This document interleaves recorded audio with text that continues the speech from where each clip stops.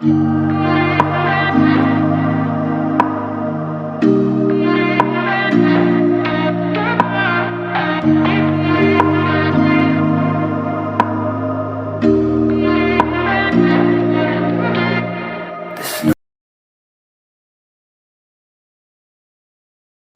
Search पर आज हम लोग देखेंगे एक ऐसी घटना जो कि बेंगलुरु में घटी है और एक वह बिहार के समस्तीपुर का रहने वाला लड़का है जो कि एआई इंजीनियर था और उसने एक सुसाइड कर लिया और लाइव सुसाइड किया है, जो कि बड़ा ही दुखद है। यह दुखद घटना जो है सो है और वह 34 वर्षीय लड़का था और उसे पारिवारिक कुछ अनबन चल रहा था। अब इसमें महिला की गलती है कि पुरुष की गलती है, उस पर मैं विचार नहीं करूंगा, लेकिन थोड़ा बहुत मैं ज़रूर ही उस पर संकेत दूंगा। तो आप देखते रहिए और यदि हमारे चैनल को आपने सब्सक्राइब नहीं किया होगा क्राइम सच को, तो आप उसे सब्सक्राइब करें, लाइक और शेयर भी कर सकते हैं। तो इसमें एक लड़का बेंगलुरु का है और बेंगलुरु में वह नौकरी कर रहा है, 34 वर्ष का है। समस्तीपुर बिहार से वह जाता है, वहाँ पर वह एआई की नौकरी मिलती है। बड़ा ही मुश्किल से लोग इंजीनियरिंग पढ़ के आते हैं आजकल और इसी प्रकार के प्राइवेट जॉब्स में उन्हें काम मिलता है। एआई जो है, सरकार भी आजकल एआई का इस्तेमाल कर रही है और बहुत सारे लोग एआई को बहुत बड़ा जो है सो तोप समझते हैं और उसमें लोग काम करते हैं। काम करने के बाद उन्हें जो पैसा मिलता है, तो उन्हें जो सैलरी मिल रही थी वह 84,000 की थी। बस मात्र 1 लाख से ही जिससे भी कम ही था। 84,000 बहुत ज़्यादा नहीं होता है। अब इसके बाद जो है उसकी जो शादी हुई थी वह जौनपुर उत्तर प्रदेश की रहने वाली लड़की थी जिसका नाम था निकिता सिंघानिया। सिंघानिया परिवार था। अब बहुत बिजनेसमैन सिंघानिया नहीं समझ आइएगा, वह सिंघानिया परिवार, वहाँ पर भी बहुत सारे लोग टाइटल रखते हैं और इस प्रकार से उसकी शादी हो गई वहाँ पर। अब शादी होने के बाद जीवन चलने लगा। उस महिला को बीच में ही जो है सो उस बेंगलुरु को छोड़ करके उसे जाना पड़ा दिल्ली। दिल्ली में वह अभी किसी कंपनी में काम कर रही है जिसका कि बहुत सारा विदेशी भी मॉडल है और विदेशी मॉडल के साथ साथ बहुत सारे देशों में उसके फ्रेंचाइजी हैं। तो वह वहाँ पर काम कर रही थी। उसकी भी सैलरी लगभग 1 लाख से ऊपर ही है। अब इसके बाद उसके पास एक 4 वर्षीय बच्चा है। अब वह जो लड़का है वह वहाँ पर नौकरी कर रहा है। बीच बीच में इसी तरह से अनबन, कभी आना कभी जाना, ये सब हो रहा है परिवार में। और परिवार में इस प्रकार से जो निकिता है, धीरे धीरे यह बात यहाँ तक चली कि तलाक की नौबत आई। तलाक की नौबत में नोटिस पर नोटिस उसे मिलने लगे। उसके बाद कोर्ट से ऑर्डर आने लगे। कोर्ट से ऑर्डर आने के बाद उसे जौनपुर जो है लगभग 16 बार उसे जाना पड़ता है। अब एक केस खत्म होने को आया कि दूसरा केस लगा दिया जाता है। अब यह केस को वह किस प्रकार से मैनेज करे, किस प्रकार से वह देखे कि यह समाप्त हो। वह बार बार बेंगलुरु से अपनी नौकरी छोड़ के आता है, फिर वह वापस जाता है। उसके बॉस भी उसे डांटते हैं कि भाई तुम्हें बराबर यही लगा रहता है, तो किसी तरह से तुम इसे सॉल्व करो। अब वह सॉल्व किस प्रकार से करे जब वह लड़की मानने के लिए तैयार नहीं है, कोर्ट जो है सो ऑर्डर देने के लिए तैयार नहीं है, तो वह बेचारा बीच में फंस जाता है। इधर नौकरी का झमेला, उधर पत्नी पारिवारिक झमेला और उसके बड़े भाई भी है विकास। तो वे सभी सभी अपने अपने कामों में लगे रहते हैं। एक दूसरे से परिवार में भी उतना कौन रखता है, अपना अपना परिवार सबको है चलाना। तो विकास अपने परिवार को चला रहा था, वह बड़ा भाई था। और यह जो है सो बिहार से गया हुआ लड़का था। यह एआई इंजीनियर था, तो ज़रूर इसका दिमाग जो है सो बहुत ही ज़्यादा अच्छा था, शार्प था। लेकिन शार्प होने के बावजूद यह जो है पत्नी से प्रताड़ित था और पत्नी इस पर जो है प्रताड़ना बराबर करती थी। 9 केस इस पर चलाए जा रहे थे। उसमें एक केस था एलुमिनी का। अब एलुमिनी जो है 40,000 का ये दे रहा था।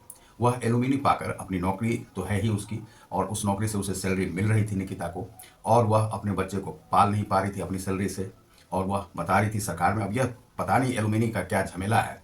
आजकल ज़माना बदल गया है, लेकिन संविधान में ऐसा संशोधन नहीं किया जाता है। अब मान लीजिए कि कोई लड़की सरकारी नौकरी भी कर रही है और बच्चा जो पति है उसकी नौकरी छूट गई है और वह फिर भी तलाक का चलते रहता है, और वह लड़की जो है, आप उस पर जो पहले ये था कि आप यदि नौकरी कर रहे हैं तो आपको अपने पति को देना होगा। और आजकल अंतर्जातीय विवाह भी होता है। अंतर्जातीय विवाह में लोग अपनी जाति गंवा के छोटी जाति जो है उनसे भी शादी कर रहे हैं, लेकिन करने के बाद क्या है कि प्रताड़ित इस प्रकार से बहुत सारी घटनाएं उत्तर प्रदेश में होती रहती हैं, आप देखते होंगे। तो उससे जो है, मान लीजिए सरकारी नौकरी में लड़कियां हैं, आरक्षण के बल पे भी चली जाती हैं, लेकिन वह जो पति है, पति पर केस भी किया है। केस करने के बाद जो है तलाक भी चाह रही है, लेकिन वह छूट जाता है। पति छूटने के बाद उसे कुछ कंपनसेशन नहीं दिया था, लेकिन यह विपरीत स्थिति में जो है पति को ही देना पड़ता है। उसे अपनी जमीन जायदाद में से भी हिस्सा आधा लगभग बांट के दे देना पड़ता है। यह एक संविधान का, पता नहीं यह बुरा चैप्टर है या क्या है, इसमें कुछ ना कुछ संशोधन जरूर ही करना चाहिए। यह संशोधन नहीं हुआ, इस कारण से 40,000 की एलुमिनी उसे दी जा रही थी और पता नहीं अभी तक बहुत सारे लोग तो केस कोर्ट में लड़ते रहते हैं लेकिन एलुमिनी नहीं मिलती है, लेकिन वहां पर किस प्रकार से बहुत जल्दीबाजी में दे देगी। कौशिक नाम की एक जज का उसने जिक्र किया है अपने वीडियो में। वह जो जज है वह यह बोलती है कि तुम हमें 5 लाख दो, हम तुम्हें कंपनसेट कर देंगे, मैनेज कर देंगे। उसने यह एलिगेशन लगाया है, आरोप लगाया है। अब वहाँ पर प्रादेशिकता की बात है कि यह जज जो है इन्फ्लुएंस्ड है किसी से, कोई उसे प्रभावित कर रहा है। दूसरा है कि यह भी हो सकता है कि कहीं से कोई पैरवी हो रही हो, कोई सरकारी चैनल का ऐसा लोग हो जो वह दबाव बना रहा हो जज पर और इस प्रकार से उसे प्रभावित करके ये फैसले दिलाए। हो सकता है कि उस स्थान पर वह बड़ा ही प्रभावशाली हो निकिता का परिवार, और इसलिए वह जज जो है सो यह फैसला बहुत जल्दीबाजी में एलुमिनी का बच्चे के लिए दे दिया।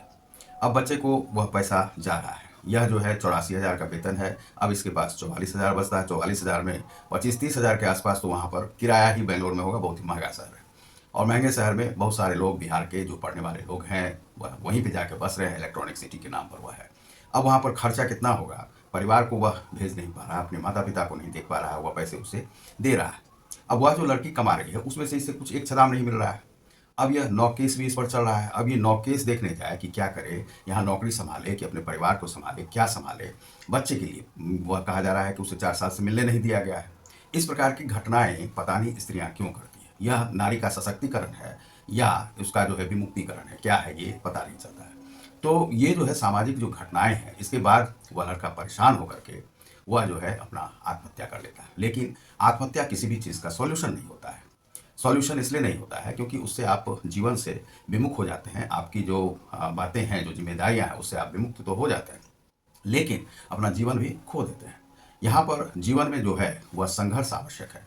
यह आवश्यक नहीं है कि आपने कितना जिया या मरा और कोई परेशान होकर के, लेकिन आपकी पत्नी यदि परेशान कर रही है उससे आप भाग करके अपनी आत्महत्या को अपना लेते हैं तो यह बड़ा ही दुखद है। तो यह घटना, दुखद घटना वहाँ पर घट गई।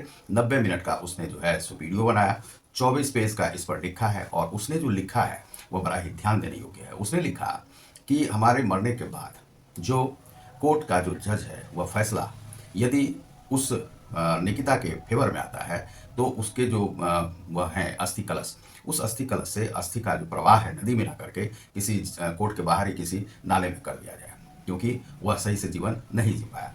दूसरा है कि यदि उसके फेवर में यह होता है तो कुछ वर्षों के बाद, 8 वर्षों के बाद, वह बच्चे को जो है कोर्ट यह ऑर्डर दे कि वह माता पिता के पास रहे, और वह यह भी बताता है कि हम माता पिता की सही से देखभाल जिम्मेदारी नहीं निभा पाए। तो यह वह कहता है। अब उसके बाद 1.5 घंटे का वीडियो बनाने के बाद वह मृत्यु को प्राप्त हो जाता है, फांसी लगा के वह मर जाता है। उसका नाम है अतुल सुभाष। अब इस प्रकार से उसकी मृत्यु हो जाती है। कुछ पत्रकार उसके घर पे, निकिता के घर पे जाते हैं, निकिता से भेंट नहीं होती है। उसके भाई ने गाली गलौज करके पत्रकारों को वहां से भगा दिया। यह जो है सो टोटल इसका जो है सो यह है बोल लुआब है ये। अब ये है कि ऐसी घटनाएं घटती ही क्यों है। बहुत सारी घटनाएं हमने देखी है अपने जीवन में, पत्रकारिता के भी जीवन में। दिल्ली में भी मैं रह रहा था तो बहुत सारे लोगों का इस प्रकार से जीवन देखा। अब एक पत्रकार ही था, वह कैमरामैन था। अब उसका जो है यूपी में केस चल रहा था, उसकी पत्नी उसे छोड़कर चली गई थी। वह जो पत्नी है वह बगल में ही रहने वाले अपने पड़ोसी, जो कहने के लिए उसके चचेरे भाई थे, उसके साथ उसके जो है सो औने पौने वह जो है सो कार्यक्रम वह चल रहे थे। उसी के लव में वह फंसी हुई थी। वह वकील था, वह वकील उसे चढ़ा बढ़ा के केस करता था और वह जो है उसके साथ ही इंटेंगल थी। बच्चे एक हो चुके थे और बच्चे उसके पति के नहीं थे, वह उसी के थे। फिर भी वह एलुमिनी के लिए और तलाक आदि देने में आनाकानी कर रही थी और केस पर केस चलाई जा रही थी। अब वह केस का फैसला हुआ कि नहीं पता नहीं। दूसरी घटना है कि एक लड़का और था जो हमारे संबंधी ही थे, पूना में वह लड़का क्लास 2 अफसर था। अब उस लड़के की शादी यहीं बिहार में अररिया में हुई थी।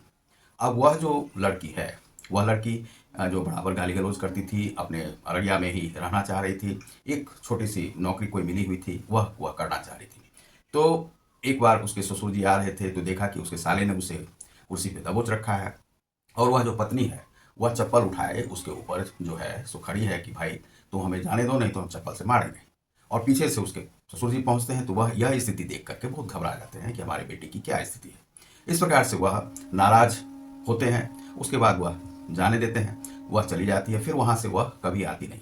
ये लोग बराबर परेशान कि उसे एक बच्चा है, वह बच्चे को देखने जाए, बच्चा मतलब बेटी थी, और उसे वह देखने के लिए जाना चाहता है। एक बार वह गया भी तो उसे पिस्तौल दिखा करके उन लोगों को भगा दिया गया वहां से। अब हमने कहा कि भाई आप लोग जो है इस लड़के का जीवन बर्बाद कर रहे हैं, वहाँ जा रहे हैं, कभी मान लीजिए गोली चल जाए कुछ, अब मान लीजिए आपका शादी हुआ, विवाह हुआ है, अब आप वहाँ पर सुरक्षित रह नहीं पा रहे हैं, अपनी पत्नी बहू को ला नहीं पा रहे हैं, तो यह कैसा जीवन है आपके साथ? तो आप भाई इनका कोई इस प्रकार से उसको नोटिस भेजिए, कोर्ट का वो दीजिए। तो लोग कोर्ट में जाना नहीं चाहते हैं, क्योंकि यह जो परिवार न्यायालय है वह तो काफ़ी कुछ फंसा के इसमें काफ़ी कुछ रहता है, तो इस प्रकार से वह न्याय मिल नहीं पाता है। फिर भी नोटिस दे करके यदि वह नहीं आती है, आप इसका कोई नया जीवन शुरू करवा दीजिए। हमने कहा अब शायद वह शुरू कर चुका है, वह पत्नी नहीं आई, वह पिस्तौल आदि का ये सब जो है सो संविधान में बहुत सारी चीज़ अच्छे नहीं ही हैं, अब बहुत सारे चीज़ अच्छे हैं। अब यहाँ पर परिवार के साथ कैसी कैसी घटनाएं घटती हैं जिस पर कि आप विचार नहीं कर सकते। तो इसी तरह की घटनाएं बहुत सारी घटी हुई हैं, हमने अपने भी जीवन में देखा है। हमने अपने जीवन में देखा कि दिल्ली में रहते हुए हमारी जो पत्नी थी वह सरकारी नौकरी में थी, और सरकारी नौकरी में रहने के बाद उसके पास 3 बच्चे थे। अब 3 बच्चे जो थे, तो हमने वहाँ से जो है कुछ ऐसा वह विवादित घटना कर दी कि उसके बाद वह जो है हमसे वह संपर्क जो है ताल्लुकात उसने हटा लिया। अब बार बार हम दिल्ली से उसे फ़ोन करें, वह फ़ोन नहीं उठाए, बहुत तरह की बातें नहीं हो, बहुत तरह से बात जो करे, जो भाई हम आना चाहते हैं वह आने भी नहीं देना चाह रही थी। अब जब आने नहीं देना चाह रही थी तो हम परेशान हो गए, बच्चे थे, बच्चे का मोह था। अब हम बार बार उसे इसी प्रकार से टालते हुए अपने बच्चे के मोह में जाते रहते थे। लेकिन बाद में जब वह इस तरह की घटना करने लगी तो हम उसका सुधार भी करना चाहते थे कि भाई पता नहीं उसकी मानसिक स्थिति क्यों ऐसी हो गई। तो उसके पास जाना चाह रहे थे, लेकिन वह जाने नहीं दे रही थी, अपने पास घर पर आने नहीं दे रही थी। अब बार बार हम बात कर रहे थे। उसके बाद हमारे पिता भी थे बिहार में, उनको देखने आना था, और उनके पास वहाँ पर घर छोड़ करके घर छोड़ दिया हमने दिल्ली में। और उसके बाद हम यहाँ पर, पिता हमारे वृद्ध थे, उन्होंने कहा कि बहुत ज़्यादा दिन अब हम है नहीं, तो उनको देखने के लिए हम यहाँ पर चले आए। यहाँ पर आने के बाद जो है 3 साल तक लगभग जो है हम रुके रहे, किसी भी प्रकार से जो उसका कोई जवाब आए, लेकिन वह कुछ इस प्रकार से करती नहीं थी। लेकिन जब हम वहाँ से आ रहे थे तो उसे हमने एक नोटिस दिया था कि भाई या तो आप कंप्रोमाइज़ कीजिए या आप हमें जो है सो तलाक दीजिए, क्योंकि इस प्रकार से रहा नहीं जा सकता है। दूसरा है 3-3 बच्चे थे। अब उसने उन तीनों बच्चों को किस प्रकार से भड़काया कि हमें ही बुरा बना करके, अब बार बार वह बच्चा ना तो पत्र लिखता है, ना कुछ अपने दादा के श्राद्ध में आया, ना कहीं आया।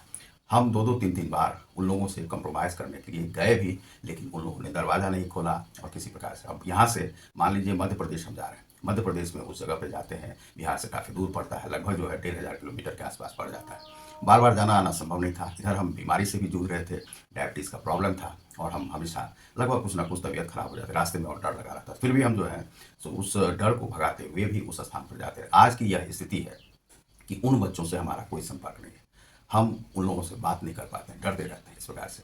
अब उन्हें जब मैसेज भी करते हैं या कुछ है, तो वह ना मैसेज का जवाब आता है, ना कुछ आता है। अब ऐसी स्थिति में बाप को आप गलत ठहरा देते हैं, जो भाई इस तरह से बाप ने आपके साथ किया। यह जीवन में जो है सो घटनाएं बहुत सारी घटती रहती है इस प्रकार से। लेकिन इसके लिए कोर्ट क्या करे? तो कोर्ट को इस प्रकार से जो है निर्णय लेना चाहिए कि जैसे मान लीजिए कि एलुमिनी आपने बता दिया कि इतना देना है, तो एलुमिनी किसको दे रहे हैं? आप मान लीजिए कि वह लड़की नौकरी करे, क्या उसका वह बच्चा नहीं, उसका भी बच्चा है, वह उसे पाले, उस पर जो है 40,000 का एलुमिनी क्यों लिया गया? यानी कि प्रादेशिकता के तहत आप उसी प्रदेश के की जज होंगी, आप पर कुछ ऊपर से प्रभाव डाला गया या पैसे का प्रभाव था, जिस कारण से आपने एलुमिनी उनसे ले लिया। एलुमिनी लेने से आपको मान लीजिए कुछ पैसे यदि चाहिए भी होंगे, 1 लाख 2 लाख रुपए, वो भी आपको मिल गया होंगे। तो इस प्रकार से प्रभावित होकर के यदि कोर्ट निर्णय देने लगे तो इस प्रकार से नहीं होता। आज वह लड़का है नहीं इस जीवन में, इस दुनिया में, वह उसे बच्चे को देख नहीं पाया। जब आप देखने भी नहीं दे रहे हैं, मिलने भी नहीं दे रहे, तो एलुमिनी क्यों चाहिए? तो यह जो है कोर्ट यहाँ पर वह जो जज का जो फैसला है वह गलत है। प्रादेशिकता के तहत वह बिहार का लड़का था, इसीलिए प्रादेशिकता के तहत यह कोर्ट में होना नहीं चाहिए, लेकिन वह निर्णय जो है प्रादेशिकता के तहत वह दिया गया। अब मान लीजिए किसी का बिहारी का कोई मकान है वहाँ पर दिल्ली में, और उस मकान पर वह केस करे, तो पुलिस वहाँ का ही फैसला ले कि नहीं ये हमारे प्रदेश का नहीं है, और इसीलिए इससे कहे जितने दोगे केस में या इसका मकान हम वह हस्तक्षेप नहीं करने देंगे, जो यूपी का है वही हथिया लेगा।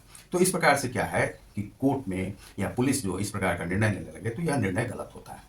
तो इस प्रकार से बहुत सारे केस हैं। उस लड़के ने अपनी जान को गंवा दिया, और उसके माता पिता आज करोड़ों के बदहाल हैं, बेहाल हैं। अब हम यह नहीं कहते हैं कि आत्महत्या इस प्रकार से करनी चाहिए, उसे लड़ना चाहिए था, संघर्ष करना चाहिए था। भले ही 9-9 केस है, आप भी केस डालिए, समझे? और यदि आपको कोई प्रताड़ित करता है तो आप वहाँ पर उससे अपने को किनारा कर लीजिए, क्योंकि बच्चे पर सबसे पहला अधिकार जो है सो मदर के पास ही वह पढ़ पाता है। लेकिन मदर को चाहिए कि अपने उसका जो पिता है उससे भी वह संबंध रखे। लेकिन क्रोध इतना ज़्यादा रहता है कि न बाप बच्चे को देखना चाहता है, न वह मदर है वह बाप को देखना चाहती है। इस प्रकार से एक पारिवारिक जो न्यायालय है इसी को मिलवाने का प्रयास करता है, लेकिन वह हो नहीं पाता है। वहाँ पर घूसखोरी वगैरह चलने लगती है, प्रभाव चलने लगता है, प्रादेशिकता चलने लगता है, जात-पात चलने लगता है, तो इस प्रकार से निर्णय हो नहीं पाता है। इसी कारण से यह केस जो है इस प्रकार से अनसुलझा रह गया और वह अतुल सुभाष जो है अपनी आत्महत्या कर देता है। हम किसी आत्महत्या की यह पुष्टि नहीं करते हैं कि आदमी को ऐसा करना चाहिए। आत्महत्या हमेशा गलत होता है और वह ज़िम्मेदारियों से भागने का नाम है। आप ज़िम्मेदारियों से भागे नहीं, सज़ा दें। जो आपके साथ प्रताड़ना करता है उसे आप सज़ा दें, सज़ा से कभी भागे नहीं। कोई भी यदि प्रताड़ना करता है, भले ही स्त्री है, तो आप वहाँ पर लड़ें, अपना जो है वह रखें और प्रस्ताव रखें और उसके बाद कोर्ट में भी अपनी बात करें। कोर्ट की भी नहीं सुने, वो हँसी मज़ाक हो रहा है, पैसे माँग रहा है, उस सब पे नहीं सुने। आपको अपना जीवन जीना है, तो संघर्ष के साथ जिए। तो आप देख रहे हैं समाचार विश्लेषण क्राइम सच को। मैं हूँ रतिकांत सुमन। हमारा एक चैनल समाचार विश्लेषण भी है जिसमें इस प्रकार खबरें आती रहती हैं। तो आप सब्सक्राइब करें, लाइक और शेयर करें। बहुत बहुत धन्यवाद। नमस्कार।